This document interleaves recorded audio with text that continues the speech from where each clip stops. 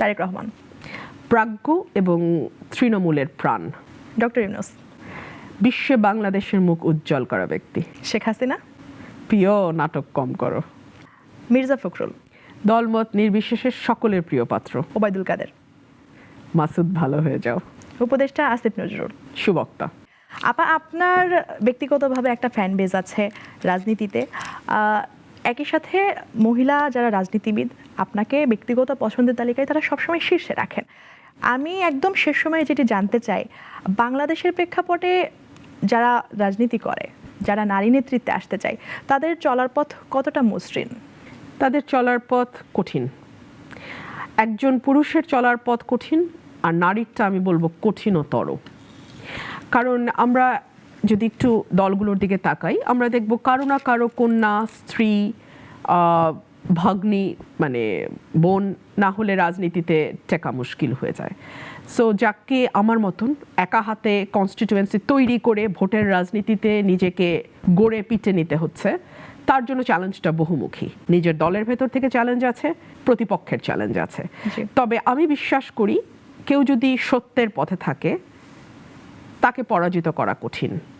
কেউ যদি অন্যায় বা দুর্নীতির সঙ্গে যুক্ত না হয়, নিজের মেধা এবং যোগ্যতাকে সর্বোচ্চ কাজে লাগাবার চেষ্টা করে এবং একটা সুস্থ প্রতিযোগিতার মধ্যে দিয়ে উঠে আসতে চায়, তাকে আজকে আপনি ইগনোর করতে পারেন, কালকে আপনি ষড়যন্ত্র করে তাকে পেছনে রাখতে পারেন, পরশু পারবেন না, সে আসবেই।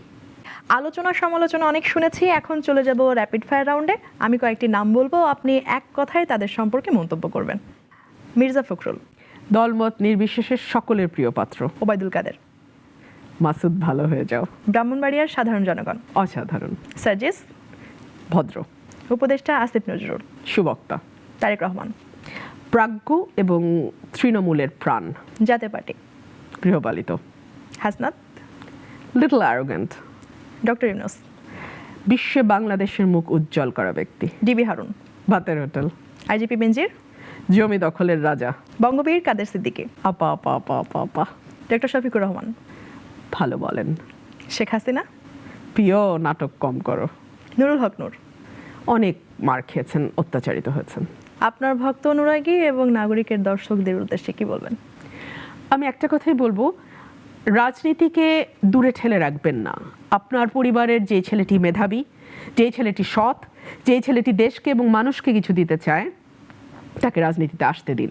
ভালো মানুষ না আসলে রাজনীতির জঞ্জাল কেউ পরিষ্কার করতে পারবে না। আর রাজনীতি যতদিন পর্যন্ত সুস্থ না হবে, রাজনীতি যতদিন পর্যন্ত ভালো মানুষের হাতে না যাবে, ততদিন পর্যন্ত আমরা ইয়াবাবদী, মানব পাচারকারী ইত্যাদি ইত্যাদি লোককেই পার্লামেন্টে দেখব।